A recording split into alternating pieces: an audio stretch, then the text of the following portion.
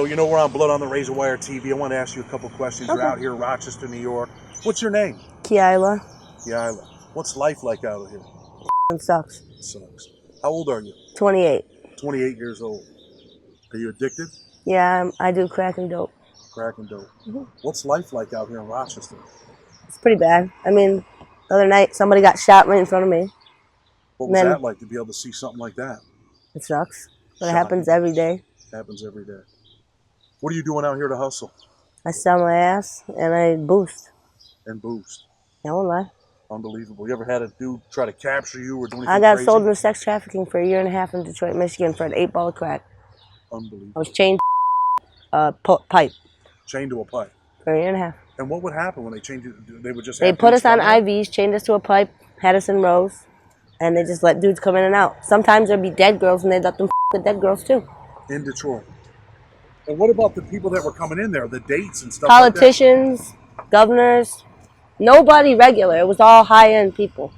And what were they, just like weird dudes? No, they're just sickos. All of them sickos. They don't give a about any of us. You know, it's sick to say, but your governor's a dead girl. Come on now. And who's gonna believe us? People are gonna, people are gonna watch this show and be like, yeah, right. No, I'm dead serious.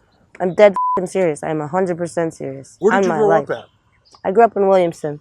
In Williamston, and then, you know, it's kind of like a suburb of Rochester. Yeah. How old were you when you first showed up here in the city? Well, I've come back and forth from the city my whole life. Yeah. So I was born in Trinidad. My parents got their heads cut off in front of me, so I came here to America. And my dad got shot in front of me. My adopted dad then got shot in front of me. So we moved to Williamston. You know, I like to ask people, you know, what did you want to do when you were a little girl? You had to have dreams and ambitions. Well, I'm actually a registered nurse, so. Is that what you wanted to do with your life? Yeah, I am a nurse. And yeah, I did want to do that. And I accomplished it. I was sober for 5 years. I just recently relapsed. You know, we just interviewed another girl that you know that she's out here. She's 19 years old. She just talked about some dude named Respect slapped her in the face last night for no reason. He's one of the drug dealers, I guess, out here, right? Mm-hmm. With a name like Respect, he just walks around and slaps people? I don't know. I say respectfully, respect never has no respect. So, I don't know. He's just a loser. Have you had people out here try to put their hands on you? No, they don't with me like that. They respect you? They don't respect me. I know that, but they fear me. I'll tell you that much because I'll make sure they don't put their hands on me. What about the She's a kid, man. Yeah. What about the other girls that are out here? They don't bother me. Do they beef with each other over dates and licks? And no, they really, listen, it's all depending on if you mind your business or not. Are you a grown-up or are you a kid? Are you going to get into everybody else's shit and cause problems? Or are you just going to do your shit and go? That's what you got to do out here. You got to just keep your head down and keep it pushing. Yeah. She's got no time on these shits. A lot of people don't understand this shit's not a game, you know? Do you ever try to look out for younger chicks that are out here? I take care of a lot of these people out here. I'm here right now making money so that me and my friends can go boost. So you can go boost. They're sitting up, 2 grown-ass men are sitting in a parking lot smoking my shit, waiting for me to come back to pay for them to go boosting with me. What are you talking about boosting? Do you hear me? Tell the people, you know, some people don't know what boosting is. Tell them what it is. Honestly, we steal from stores to survive, and people judge us for that, but I would much rather go steal from a store than sell my body, so. So what do you do, walk into Home Depot and just walk out with a cart? I'm not going to incriminate myself. I'm not going to incriminate myself. I mean,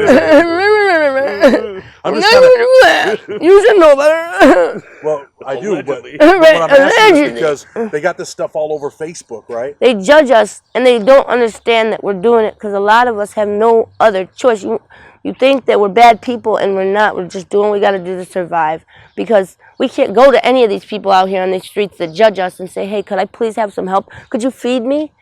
They won't feed you. They don't care. Let me ask you this, right? Because I talked about the Home Depot thing, but, you know, they got these things all over Facebook now. They got people's pictures, like, walking out with carts full of shit. That's why I asked you that. Mm-hmm. Yeah. So when I see that, I'm like, damn, like, they're just, you know, people aren't grabbing you. They're not, they just they don't give a store. They don't give a fuck. They work there, so you just take whatever you want. Right. They don't, well, yo, listen, there are other people that will you up, man. I got hemmed up at Macy's one time. Allegedly, I had stolen something from Macy's, and this dude fought me for 15 minutes, the security guard or whatever. He had me handcuffed on one hand. He pulled my shirt down. My boobs were out in front of everybody. Body slammed me to the ground. And I literally had to cut this guy and spit on him and say I had HIV to make him leave me alone because he was beating me so bad. That was a security guard. Just an asset protection. It wasn't actually even a security guard, and they're not allowed to touch you like that. And this guy was touching him. Bad. He was a like 6'4" black kid, cock diesel, bro. What am I gonna do? What's it gonna take for you to get off the streets? Well, I have a 6-year-old son, and I just recently tried to go to detox in Buffalo, and it was really awful because the detoxes don't really care about you either. The whole time I was there, they bounced me back and forth from ECMC back to the detox because I was so sick from the fentanyl and dehydrated that I was puking bile and shitting and pissing on myself simultaneously, and I couldn't eat or drink anything. But at the hospital, they couldn't catch me on an IV, so they just gave up and left me. Who's taking care of your son? My mom. Your mom. She live in the city or out in Williamson? Actually, they moved to Batavia. Okay. So when your son, you said your mom, but I thought you earlier said that your parents. That's my adopted mom. Oh, this is your adopted mom? Yeah, I have my 2 parents that died, and then I have my adopted dad that died, and my adopted mom is what's left. So your adopted mom is taking care of your son. When you go there, how happy is he? He's always super happy to see me. And when you leave and you come back out here and you leave him there, what do you feel like inside? It really sucks. It really sucks, and it's a part of the reason I think why I keep. It's just a vicious cycle. We just keep feeding into it, and really all I got to do is just stop. But it's the sickness, the withdrawal, that really up. You know, this little boy, he loves you. You're his mom. I know.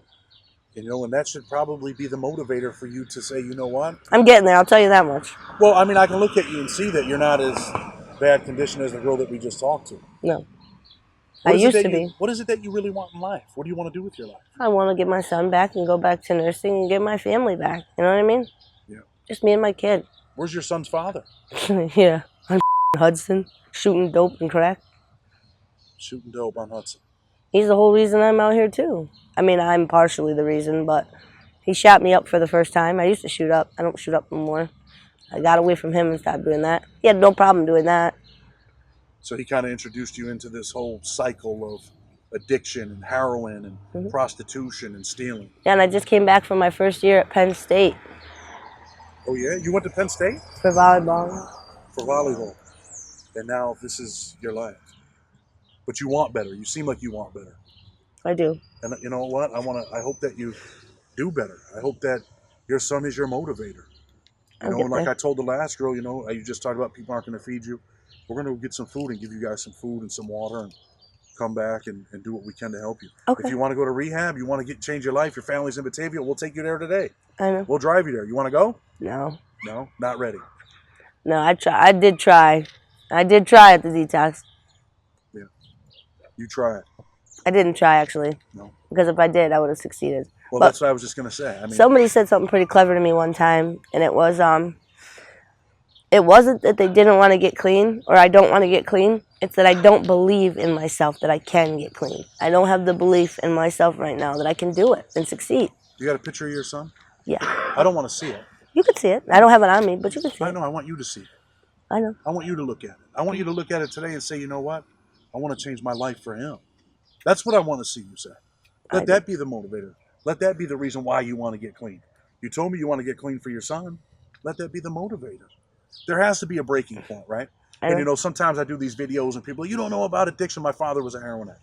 My father died. I can tell you know about addiction. Yeah, well, I mean, I've been out here. This is my neighborhood. You know, and once upon a time I was probably one of the biggest drug dealers here. I helped destroy this community right there on that corner. You know what I mean? And that's why now we come out here, we do try to help. We want to help people. I respect that. And I think that you got a good head on your shoulders. You went to Penn State. You're not an idiot. No. Your foster mother lives in Batavia. You got a family that loves you and cares about you.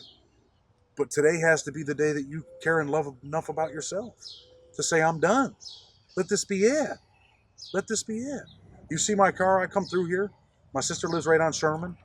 Right around the corner from me. I live on 22 Sherman. Well, my sister lives right there, right over there. If you want, you know, wave me down. All right. Wave me down and be like, Chad, man, let today be the day. All right. I'll give you my number. I'll come get you. I'll take you. I want to put someone on camera that wants to change their life. I want people to see, hey, look, she made a decision today. And then a year from now, I want to give them an update when you're at the playground with your son. You know what I mean? I want to see you do good. I know I can do it. But listen, I definitely appreciate you coming on and, you know, talking about what